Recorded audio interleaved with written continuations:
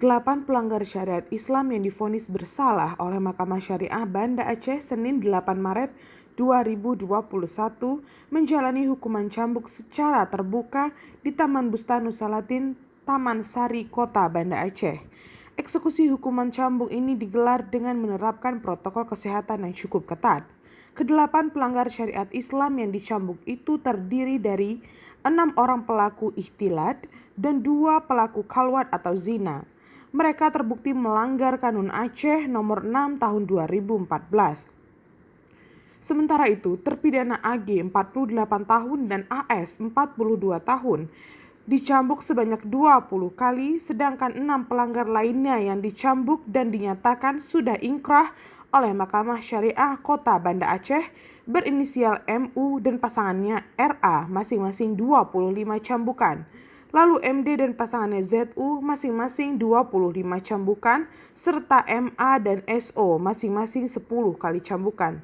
Ironisnya, meski berulang kali Mahkamah Syariah Kota Banda Aceh menjatuhkan vonis hukuman eksekusi cambuk terhadap pelanggar syariat Islam, khususnya khalwat atau zina, namun perbuatan yang dilarang oleh ajaran agama Islam ini terus terjadi di bumi syariat Islam Aceh. Berita terkini yang kami peroleh Jumat 20 Agustus 2021 lalu, satu pasangannya berselingkuh yaitu WY 28 tahun dan AR 23 tahun digrebek petugas Satpol PP dan WH Banda Aceh dalam razia penegakan syariat Islam di Hotel A kawasan Penayung Kota Banda Aceh.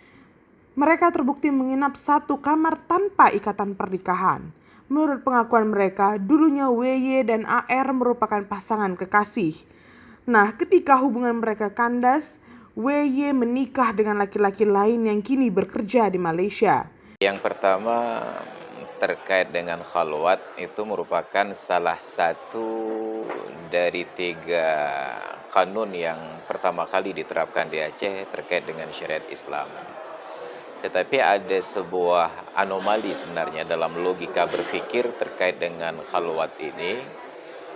Kita lebih cenderung kepada proses dalam tanda kutip menjebak pelaku khalwat daripada mengantisipasi untuk terjadi potensi khalwat. Jadi mirip-miriplah seperti KPK. Mereka lebih tinggi kepada penangkapan daripada pencegahan. Maka dari sejak lama saya sudah menggugat, kenapa kita lebih fokus pada menangkap orang-orang yang terbukti berkhalwat daripada menghalang-halangi potensi kemungkinan bagi mereka itu untuk menuju ke arah khalwat tersebut. Ini anomali hukum yang terjadi di Aceh. Padahal kalau kita berbicara ke hukum Islam, kalau merujuk ke Al-Quran, Al-Quran itu, mohon maaf, bukan melarang zina. Al-Quran itu melarang mendekati zina. Wala taqrabuz zina innahu kana fahisyatan wa sa'a sabila. Janganlah kalian mendekati zina, sesungguhnya zina itu perbuatan keji dan seburuk-buruknya jalan. Jadi tidak ada ayat yang melarang jangan kalian berzina, karena prinsipnya berzina nggak bisa dilarang. Kita hanya bisa melarang potensi untuk terjadi zina. Tapi yang terjadi di Aceh sekarang tidak ada usaha serius yang terlihat ya untuk melarang potensi zina itu terjadi. Maka akhirnya kita selalu pada penangkapan-penangkapan saja. Fenomenanya mungkin ada aspek psikologi, ada aspek ekonomi. Dari sisi psikologi tentu saja wanita-wanita muda itu lebih senang berinteraksi seksual dengan pria-pria yang sudah matang, yang sudah berusia, karena barangkali ada faktor latar belakang mereka ingin mendapatkan sosok ayah dan lain sebagainya. Kemudian bisa jadi berlatar belakang ekonomi, karena rata-rata pria tua itu kan orang yang sudah mapan secara ekonomi. Ada kemungkinan-kemungkinan yang demikian rupa. Makanya di dalam agama ada kewajiban bagi anak-anak ketika orang tuanya sudah tinggal sebatang kara, tinggal ayah sendiri, berkewajiban untuk menikahkan kembali orang tuanya. Jadi kalau dalam bab fikih itu ada bab khusus namanya i'faful wali. Karena secara psikologi hasrat biologi seksual orang laki-laki itu tidak akan padam sampai usia lanjut. Beda dengan orang perempuan, mereka ada usia menopause, usia Aisyah, tidak ada lagi ketertarikan secara seksual. Tapi laki-laki tetap aktif sampai usia berapapun, kecuali karena ada faktor penyakit seperti DM dan lain sebagainya. Makanya dalam agama, untuk mengantisipasi jangan sampai orang tua terjerumus pada perbuatan zina seperti khalwat-khalwat ini, ketika tinggal seorang diri, tidak ada lagi istri karena meninggal atau bercerai, ada kewajiban bagi anak-anak untuk menikahkan kembali ayahnya. Bila ayahnya punya harta, difasilitasi dari harta ayahnya. Bila ayahnya tidak ada harta, maka anak-anak itu harus patungan untuk menikahkan ayah. Nah, cuma masalah kita di Aceh ini, anak-anak lebih senang melihat ayahnya lajang tertangkap oleh warga daripada ayahnya datang menikah secara baik-baik. Kalau kita berbicara dari aspek hukum, saya bingung sekarang ini. Kita sedang menerapkan hukum Islam sesuai dengan Islam atau menerapkan hukum Islam sesuai dengan minat kita. Dia kalau dalam aspek hukum Islam tidak ada cerita tidak menimbulkan efek jerah. Karena orang yang berzina dalam Islam kalau belum kawin sama sekali, walaupun sudah pernah berhubungan seksual tapi bukan dalam ikatan nikah yang sah, itu dicambuk 100 kali. Nah, sedangkan cambuk kita itu masih, mohon maaf, cambuk main-main. Harusnya kalau benar-benar ingin hukum cambuk, coba perhatikan TKI di Malaysia yang ilegal itu, dicambuk itu sampai sobek celananya. Kita sekarang bahkan tangan pun nggak boleh turun, harus diatur semuanya protokol. Jadi cambuk-cambuk seperti itu nggak pernah menimbulkan efek jerah. Yakinlah, nggak pernah menimbulkan efek jerah. Maka ini menjadi faktor yang pertama. Yang kedua, kalau dia sudah kawin, ya, itu harus dihukum rajam. Terserah nanti bahwa dunia itu mempersepsikan hukum rajam itu sebagai sangat kejam, karena dunia barangkali lebih mudah untuk menerima pelaku kekerasan seksual pria-pria tua ini lebih senang untuk mencari korban-korban berikutnya dari anak-anak kecil barangkali ya, menjadi apa bahasanya itu, pedofil, daripada pria tua ini dihukum rajam karena kekerasan seksual ataupun pelanggaran seksual. Padahal Islam itu sudah sangat bijak. Maka yang menjadi persoalan, kenapa tidak timbul efek jerah, itu lebih karena kita tidak menerapkan syariat Islam itu dengan aturan yang sepatutnya. Itu belum lagi kita ingin berdamai dengan pandangan dunia bahwa tidak boleh pelaksanaan hukuman cambuk itu disaksikan oleh orang luas, harus dalam ruang tertutup. Itu menjadi masalah. Pikiran porno, syahwat itu tabiat manusia, dan Allah abadikan itu dalam Al-Qur'an. Zuyyina lin-nasi hubbu syahawati minan nisa. Dihiasi kepada manusia itu cinta syahwat kepada perempuan. Cinta syahwat itu bila disingkat menjadi satu kata dengan dua o, porno. Maka artinya selama laki-laki itu masih normal pikirannya, tetap otaknya itu porno. Cuma otak porno ini bukan masalah, sehingga datang pemicunya. Makanya di dalam Islam, orang perempuan itu tampil di ruang publik harus dalam pakaian tertutup rapi. Nah, sedangkan di Aceh, menutup juga, cuma menutup rapat. Maka menutup rapi dengan menutup rapat itu dua perkara yang berbeda. Jadi secara psikologi bagi kita laki-laki, kalau sudah orang perempuan terbuka vulgar, kita nggak persoalkan lagi. Makanya di barat itu orang perempuan telanjang pakai bikini, mereka nggak persoalkan. Tapi menjadi masalah ketika terbukanya itu setengah-setengah, tertutup tapi rapat, itu menjadi masalah, dan itu merangsang rasa ingin tahu, merangsang syahwat dan lain sebagainya. Jadi pakaian itu lebih provokatif daripada mereka tidak pakai pakaian sama sekali. Itu yang sangat berbahaya sekarang. Makanya kita juga khawatir Aceh ini mayoritas bermazhab Syafi'i, tapi secara resmi dalam tanda kutip saya belum mendengar ataupun mengetahui bahwa ada lembaga resmi keulamaan di Syariat Islam, Majelis Permusyawaratan Ulama ataupun Kemenak yang merasa risih ketika melihat wanita-wanita di Aceh ini sekarang ketika beraktivitas pakaiannya itu kan pakai jeans yang lipat kaki sampai betisnya itu terlihat. Padahal dalam Islam mazhab Syafi'i betis itu aurat. Nah, kita hanya peduli aurat itu hanya rambut saja, asal sudah pakai jilbab walaupun telanjang nggak ada masalah. Ini anomali dalam penegakan hukum kita. Maka kenapa sekarang libido seksual itu muncul? Karena memang diprovokasi dengan pakaian-pakaian yang tertutup rapat tadi, bukan tertutup rapi. Iya, kalau kita katakan Tengku Dayah itu diam, saya juga mewakili Tengku Dayah. Hampir setiap kesempatan itu saya angkat kasusnya, cuma tidak dipublikasi. Dan saya yakin guru-guru kita yang lain juga sudah bersuara. Cuma yang namanya kita hidup di Indonesia ini, rakyat bu rakyat yang naik kira kaum bu raja, maka yang didengar itu harus lembaga resmi, mungkin MPU-nya, mungkin atas nama Hudanya, atas nama Rabitah Talibannya dan lain sebagainya. Maka ini yang kita sayangkan, bahwa lembaga-lembaga keulamaan yang representatif itu tidak menyuarakan ini secara terbuka, tidak menggaungkan itu, tidak menyatakan kegelisahan secara terbuka. Mungkin mereka secara pribadi merasa tidak nyaman juga, tetapi entah karena terlalu besar masalah yang lain sehingga hal-hal ini dianggap sepele. Padahal itu fenomena yang paling dikhawatirkan oleh Rasulullah di akhir zaman. Fitnah yang paling aku takutkan terhadap umatku itu adalah godaan perempuan terhadap laki-laki. Tapi itu kita anggap sepele sekarang. Maka kita hanya sampai ribut-ribut di ujung saja, ketika ada bayi lahir di luar nikah dibuang, kita ribut. Kita lupa ribut ketika mereka mau membuat bayi ini.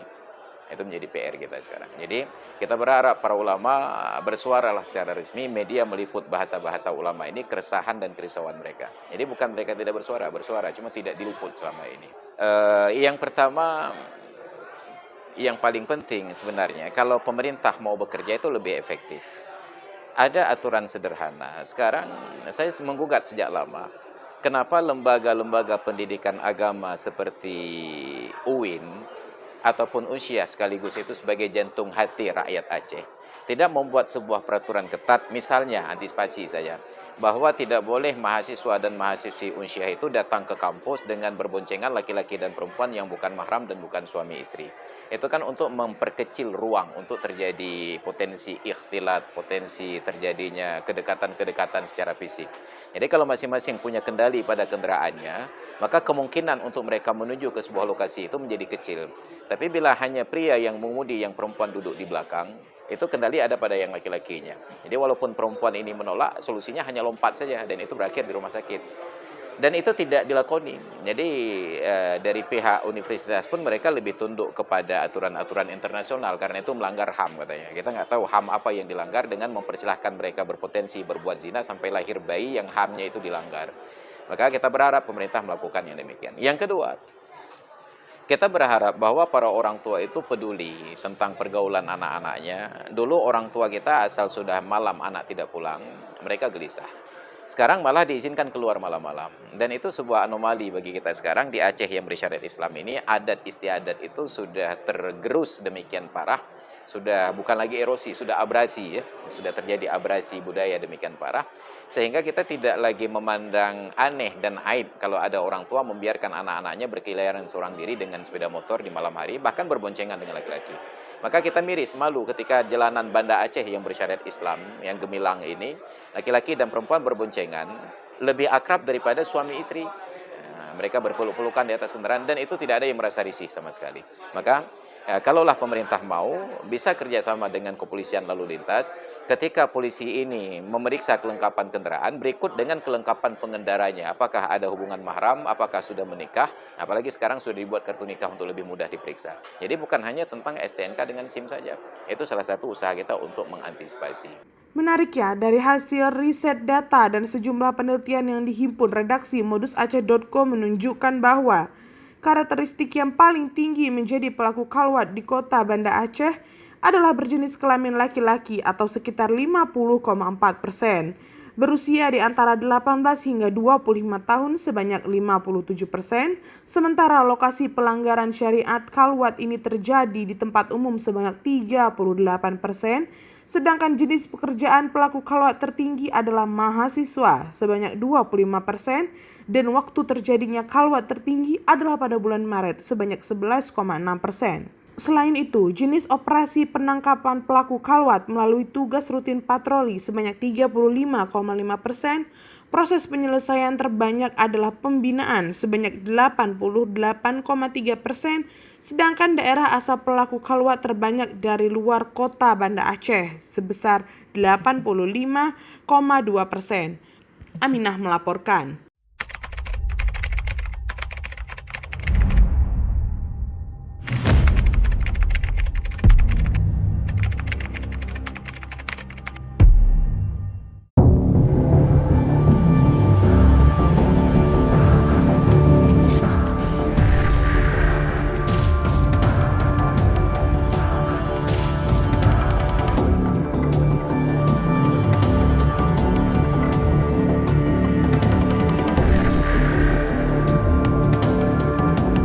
Baca Modus baru lurus.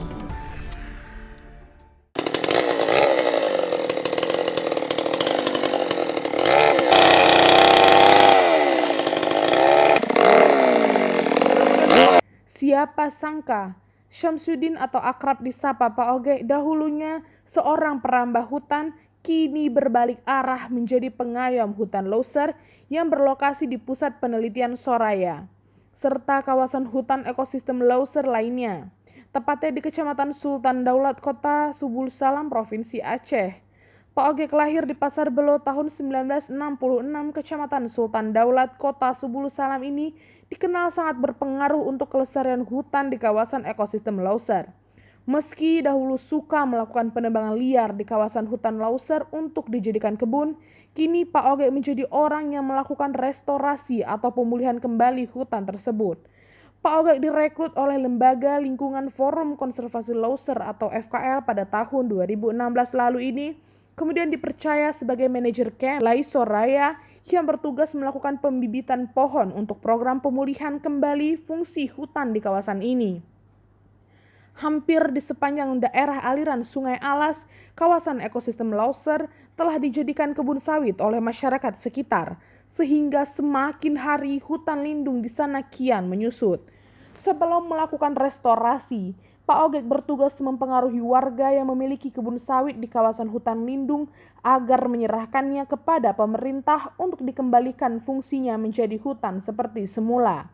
Hampir saban hari, pria paruh baya ini bersama dua anggotanya menebang pohon sawit yang masuk kawasan hutan lindung, lalu kemudian ditanam pohon lainnya yang bisa dimanfaatkan untuk ekonomi masyarakat setempat seperti jengkol, jernang, pohon pete, durian, pohon kapur, serta tanaman lainnya. Menurut Pak Ogek, masyarakat sekitar dahulu tidak mengetahui bahwa kawasan hutan tersebut termasuk dalam hutan lindung. Karena yang mereka ketahui sebelum Indonesia merdeka, kawasan tersebut merupakan daerah pemukiman warga. Setelah pihak KPH Wilayah 6 melakukan kerjasama dengan Forum Konservasi Lauser, program sosialisasi kawasan hutan terus berjalan. Hingga pada akhirnya setelah rutin diberikan edukasi masyarakat mengenai pentingnya melestarikan hutan dan juga melakukan pendekatan personal. Selama 1 tahun terakhir, hasilnya semakin banyak warga yang sadar untuk melestarikan hutan dan merelakan kebun sawit yang sedang produktif untuk ditebang dan ditanami pohon lainnya. Sejauh ini, Pak Ogek dan timnya sudah berhasil menebang 125 hektar pohon sawit di sekitar kawasan hutan lindung dan daerah aliran Sungai Alas. Sementara ditargetkan ada seluas 250 hektar lagi yang akan ditebang. Ini karena saya mempengaruhi masyarakat itu, karena dari dulu belum tahu masyarakat itu belum di kawasan ini belum diketahui masuk hutan lindung. Ini sekarang udah tahu karena udah berjalan masalah restorasi pembibitan, udah tahu orang masyarakat itu KPH urusan apa itu, maka dikembalikan, maka dipengaruhi masyarakat itu kita kembalikan sama itu. Makanya kerjasama FKL sama KPH 6 itu, makanya aku mempengaruhi sama masyarakat harus kerjasama, harus sukarela memberikan lahan-lahan yang udah dirambah masyarakat itu di kawasan hutan lindung. Selain menjalankan program restorasi, sosok Syamsuddin alias Pak Ogek ini sangat berjasa untuk Stasiun Penelitian Soraya yang merupakan tempat para ilmuwan dan akademisi melakukan penelitian terkait habitat flora dan fauna serta perkembangan ilmu biologi lainnya. Hal itu diakui oleh Ibnu Hashim, manajer riset, edukasi, dan database Forum Konservasi Lauser. Sosok Pak Ogek ini sangat berpengaruh. Pak Ogek atau Pak Syamsuddin itu sangat berpengaruh di kita karena dialah yang mengetahui adat istiadat di sini, kearifan lokal di sini. Dan tanpa Pak Ogek, saya pikir kemarin itu agak mustahil untuk kita lakukan itu, karena pendekatan kepada orang desa secara kita lakukan dari luar itu sudah pernah kita coba, itu gagal. Ya kalau kita bilang bahwa tanpa Pak Ogek menapakkan kaki pun susah di sini gitu. Tapi alhamdulillah setelah Pak Ogek menerangkan, memberi pengetahuan dan bagaimana proses papan sawit itu terjadi apabila memang papan sawit itu terus ditanami, warga banyak yang sadar dan memberikan secara sukarela ataupun kadang-kadang menebang secara sukarela sawitnya dan menukar dengan pohon produk si hutan gitu, seperti jengkol, mungkin juga rambutan, peti dan lain-lainnya, termasuk juga jernang yang satu saat juga akan bisa berproduksi. Menurutnya, Pak Ogek merupakan orang tua setempat yang memiliki pengaruh besar bagi berdirinya Stasiun Riset Soraya. Karena Pak Ogek merupakan salah satu orang yang sangat dihargai oleh masyarakat setempat. Ibnu berharap Kesadaran dari masyarakat untuk tidak merubah fungsi hutan, apalagi menanam sawit di daerah aliran sungai, tentu sangat mempengaruhi kualitas air sungai dan juga iklim maupun kehidupan makhluk hidup lainnya di muka bumi. Dari Kota Subulu Salam, reporter Modus TV melaporkan.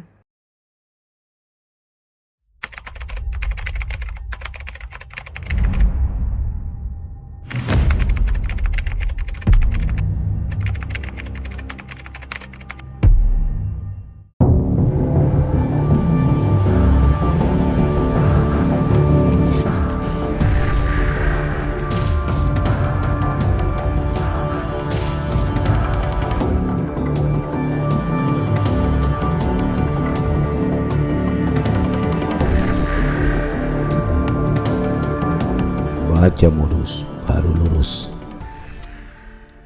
Rabu 25 Agustus 2021, dua Srikandi Pas Persaudaraan Aceh Serantau wilayah Aceh Timur ditugaskan untuk menjemput jenazah almarhum Iskandar Yusuf 46 tahun yang meninggal dunia di Rumah Sakit Sari Asih Ciledug, Tangerang Kota, Provinsi Banten. Kedua Srikandi Pas Aceh Timur, Santi Salwati dan Galuh Triwahyuni berangkat dengan menggunakan ambulans dari Kota Idiraya, Kabupaten Aceh Timur menuju Bandara Kuala Namu, Medan pada pukul 18.25 waktu Indonesia Barat. Menurut informasi yang diterima, jenazah akan tiba pada Kamis 26 Agustus 2021 melalui pesawat kargo. Mendengar ada warga Madad, Aceh Timur yang meninggal dunia akibat menderita sakit liver di Jakarta tanpa butuh waktu lama, jenazah langsung dipulangkan melalui Bandara Soekarno-Hatta menuju Bandara Kuala Namu, Sumatera Utara dan akan dijemput dengan ambulans oleh Yanti menuju Aceh Timur. Sementara anak motor yang tergabung dalam emergensi relawan Patwal Aceh atau ERPA mengaku sangat salut dengan keberanian dan kerja keras Srikandi Pas, yaitu Santi Salwati dan Galuh Triwahyuni. Alhamdulillah kemarin kami diperintahkan oleh Ketua DPD Aceh Timur untuk berangkat ke Medan dalam rangka menjemput jenazah salah satu saudara kita yang kebetulan hari ini kita bawa kemari. Kami kemarin berangkat dari Aceh Timur sekitar jam 7:30 malam setelah selesai sholat maghrib. Kami berangkat. Alhamdulillah juga selama perjalanan aman karena kebetulan anak-anak Bravo dari Kota Langsa dan Medan mengawal kami, membimbing kami di perjalanan sehingga perjalanan menjadi lebih mudah dan terarah. Menurut mereka hal ini adalah sebuah tindakan yang sangat berani karena mereka mampu menjadi driver ambulans dengan menempuh perjalanan pulang pergi Aceh Timur Medan.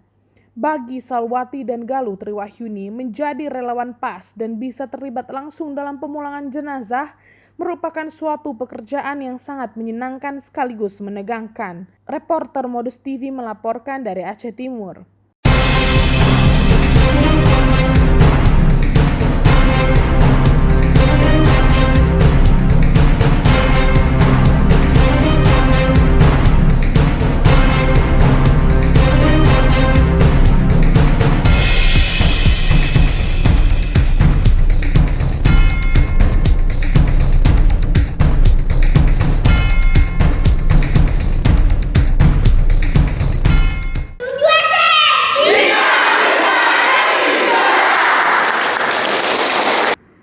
Provinsi atau Pengprov Judo Aceh merupakan satu dari 26 cabang olahraga yang lolos PON ke-20 2021 di Provinsi Papua.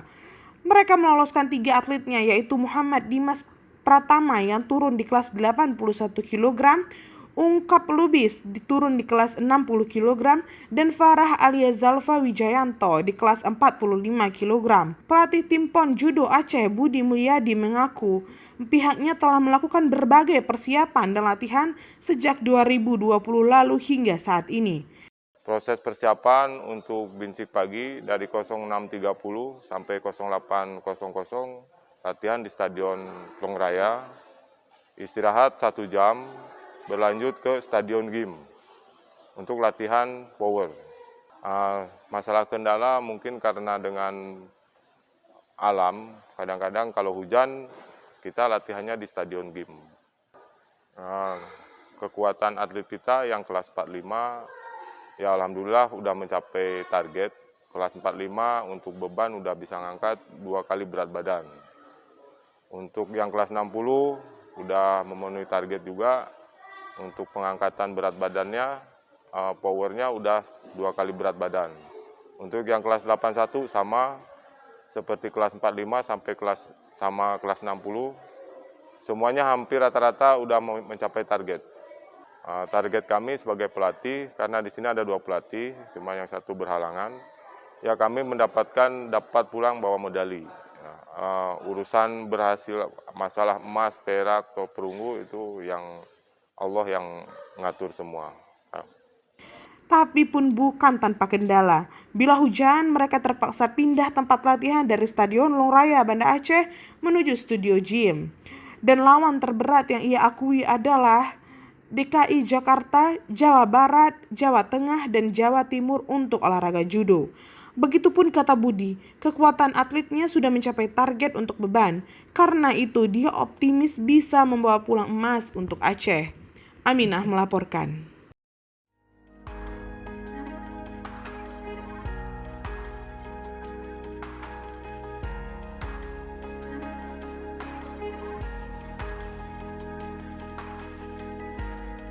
Assalamualaikum warahmatullahi wabarakatuh. Sahabat Sisi Lain, berbagai fakta, data, dan peristiwa terjadi.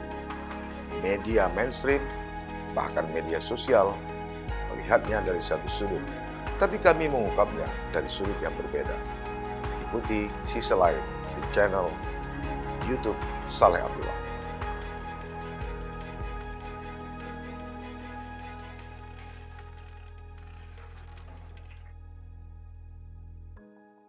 Usia mereka masih sangat muda, antara 8 hingga 10 tahun.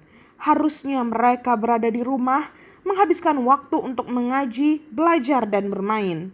Namun berbeda dengan Muhammad Boy Haki.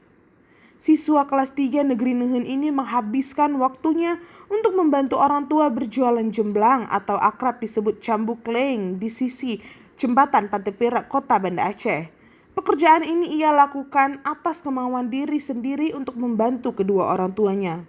Boy tak sendiri, ada beberapa anak seusianya yang menjalankan pekerjaan serupa. Saat ini musim buah jomblang. Boy menghabiskan waktu luangnya untuk mencari barang bekas. Saat buah tersebut sedang tidak berada dalam musimnya, Boy menghabiskan waktu luangnya untuk mencari barang bekas. Dia berjualan sepulang sekolah dari pukul jam 2 siang hingga pukul 11 malam. Kami jualan dari sebelum kelas 1 sampai sekarang. Tapi waktu sebelum kelas 1 pun gak lama kami jualan. Tak adalah 15 hari. Itu dah kamu jualan. Pertama jualan musim hujan.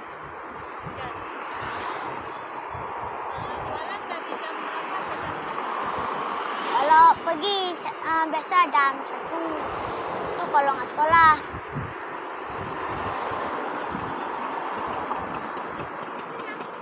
Jam 12, jam 9, kadang pun maghrib, jam 8, dah tu jam 7. Kalau cepat habis, balik-balik, pulangnya jam 4. Kalau ada PR di sini buatnya. Kalau buat di rumah nggak sempat. Walau terkadang dia merasa lelah usai sekolah, namun semangatnya telah mengalahkan semua itu. Sesekali ia menyelesaikan tugas belajar dari sekolah di atas jembatan Pantai Perak. Uang dari hasil menjual tadilah yang ia gunakan untuk jajan sehari-hari dan sisanya ia tabung untuk keperluan sekolah lainnya. Muhammad Boy bercita-cita ingin menjadi seorang pilot pesawat atau TNI Angkatan Udara. Aminah melaporkan.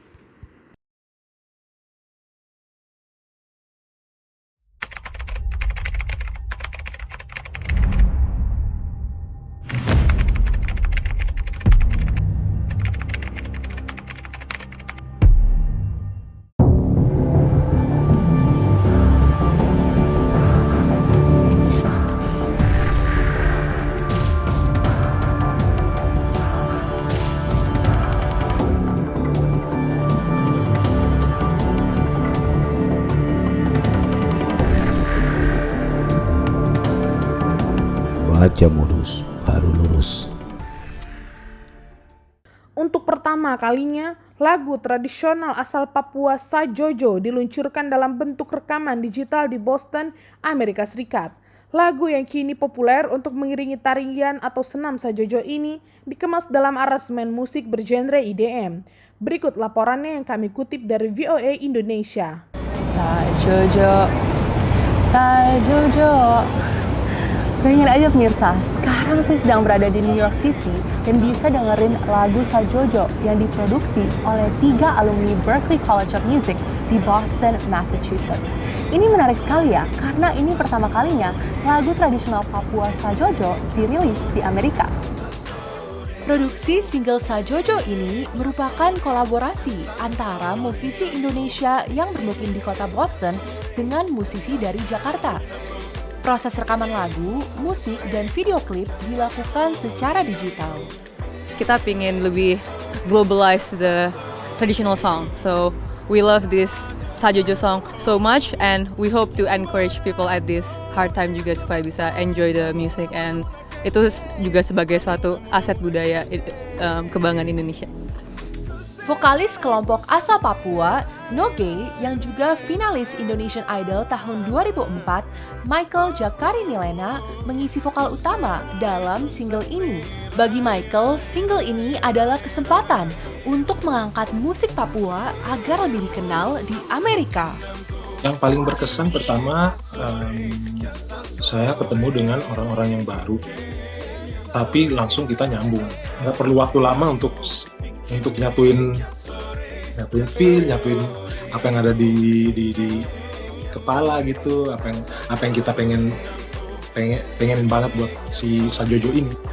Single Sajojo diproduksi dan diedarkan oleh Red White Collective, sebuah label rekaman musik baru yang dimiliki oleh 3 perempuan yang bermukim di Boston dan Los Angeles.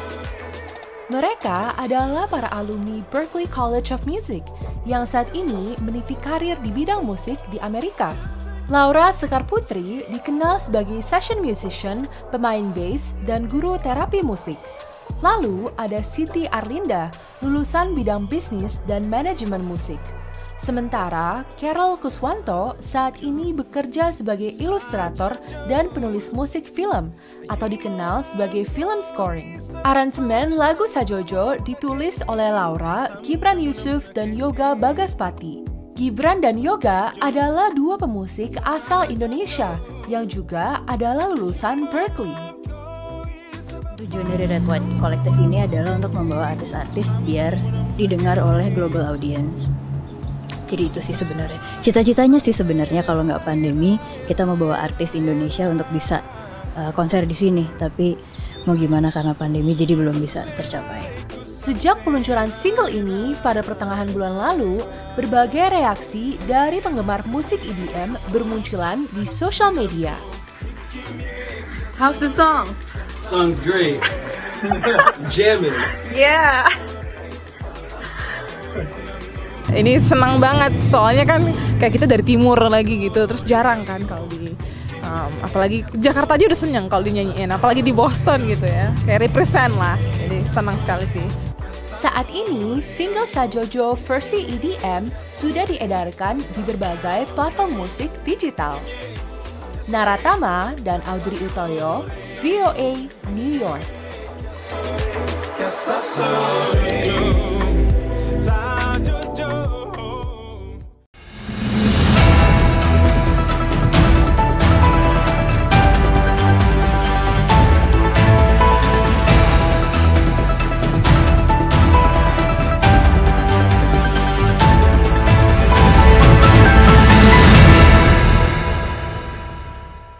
Jangan lupa like, komen, dan subscribe.